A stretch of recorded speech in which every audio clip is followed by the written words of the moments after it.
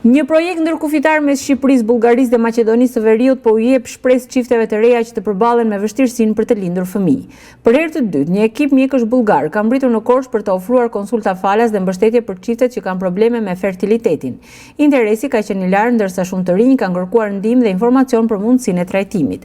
Stefan Gërmenji, drejtuesi i një klinike në Korçë, u shpreh se në qytet ka një numër të konsiderueshëm çiftesh të reja që përballen me vështirësi për të patur fëmijë dhe ky projekt vjen si një mbështetje konkrete për ta.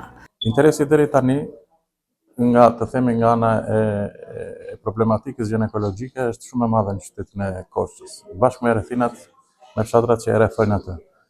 Interesi është i madh, duke parë nga era e parë që doktori kreu disa vizita dhe konstatoi goxha problematika që asen, u kërkua një vizitë për herë të dytë dhe sot kemi një numër akoma më të madh të problematikave në lidhje me ginekologjinë dhe me çiftet që kanë probleme me lindjen e fëmijëve. Të gjitha konsultat janë falas deri në një moment të caktuar.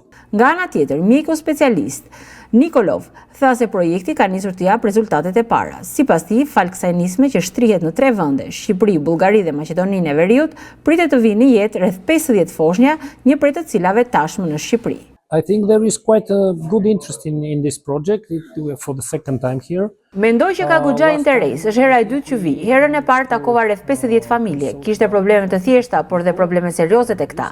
Këtë herë po vizitoj 40 familje të tjera. Kemi rreth 50 fëmijë që po vinë në jetë nga ky projekt. Kemi disa gra që duhet të bëjnë ndërhyrje operacionale. Kemi një nga gratë që pret fëmijë, po ashtu në qytetin e Korçës. Jemi të lumtur për këtë.